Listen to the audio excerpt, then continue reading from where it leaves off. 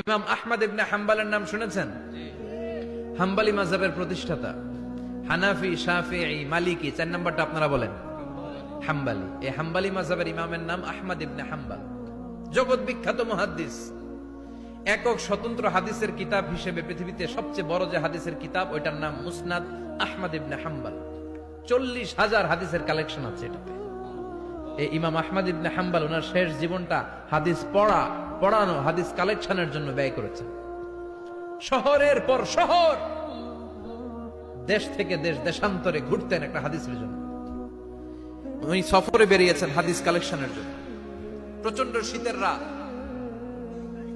উনি মাগরিবের নামাজ, এশারের নামাজ পড়ে একটা মসজিদে শুয়ে পড়লেন, আর শুয়ে শুয়ে হাদিস পড়তেছেন। কি পড়তেছেন?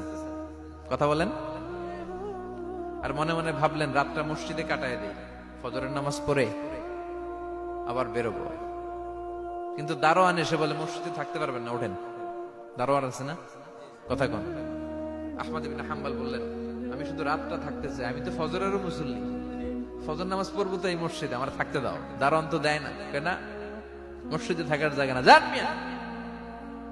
উনি যে আহমদ ইবনে হাম্বল এটা চিনে নাই, থাকতে দেয়। কি করবে এখন? উনি কাঁথা গুছিয়ে হাদিসের কিতাব নিয়ে, কাঁধের মধ্যে ব্যাগ নিয়ে মসজিদ থেকে বেরোয় গেলেন। কি আর করবেন, প্রচন্ড শীত, আর কাঁপতেছেন, বুড়ো মানুষ।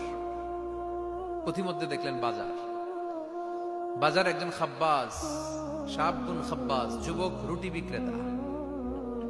সে রুটি বিক্রি করে, চুলার মধ্যে রুটি সেকে। সে যে সালাম দিল, আসসালামু আলাইকুম। যুবক বলে, ওয়ালাইকুম আসসালাম। আহমদ ইবনে হাম্বল বলে, যুবক, আমার যাওয়ার জায়গা নেই, সফরে বেরিয়েছি, খুব শীতে কষ্ট পাচ্ছি, রাতে যদি তোমার এই চুলা থেকে একটু আগুন পোহাই, কোনো সমস্যা? যুবক বলে, না না, সমস্যা না, আহলান ওয়া সাহলান, খোশ আমদেদ, আসেন আসেন, আপনি আগুন পোহাইলে আমার সমস্যা কি? সুবহানাল্লাহ পড়েন।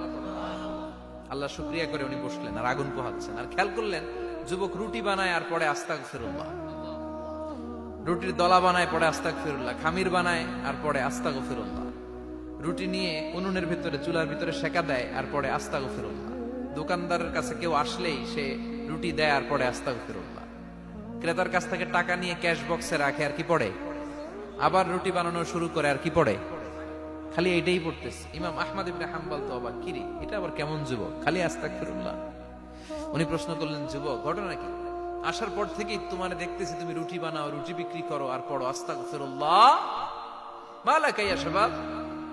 যুবক বলে, আস্তাগফিরুল্লাহ আমার সবচেয়ে বেশি পছন্দের আমল, আমি সব সময় আঠার মতো ইস্তেগফারের সাথে লেগে থাকি আর সব সময় পড়তে থাকি আস্তাগফিরুল্লাহ, আর এর বদৌলতে আল্লাহ আমারে মুস্তাজাবুদ দাওয়া বানিয়ে দিয়েছে।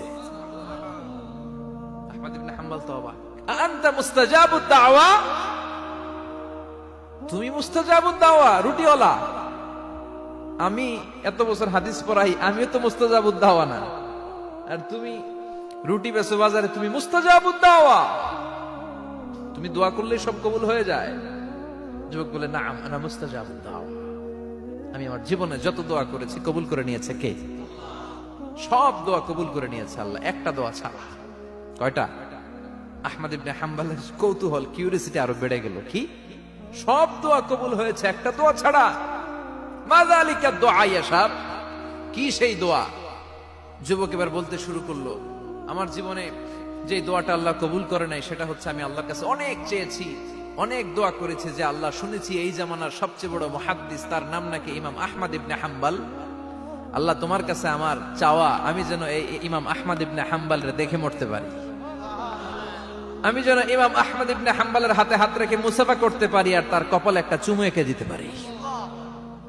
আহমদ ইবনে হাম্বল আবেগপ্রবণ হয়ে গেলেন, চোখের পানি ছেড়ে দিলেন, বললেন, যুবক তোমার এই দোয়াটাও কবুল হয়ে গিয়েছে। আহমদ ইবনে হাম্বলের দেখার সাক্ষাৎ পাওয়ার জন্য আহমদ ইবনে হাম্বলের বাড়িতে তোমার যাওয়ার দরকার নেই, আহমদ ইবনে হাম্বল তোমার দরবারে ছুটে এসেছে। আনা আহমদ ইবনে হাম্বল মুহাদ্দিসুদ দাহর, আমি নিজেই আহমদ ইবনে হাম্বল। যুবক চোখের পানি ছেড়ে দেয়, আহমদ ইবনে হাম্বল চোখের পানি ছেড়ে দেয়। যুবক চিৎকার মেরে ইমাম আহমদ ইবনে হাম্বলকে জড়িয়ে ধরে, হাতে হাত রেখে মুসাফা করে, কপালের মধ্যে চুমু খায়। আর আল্লাহর শুকরিয়া করে বলে, ও ইমাম, আসলে এই দোয়াটাও আল্লাহ আজকে কবুল করে নিল। বিশ্বাস হয়?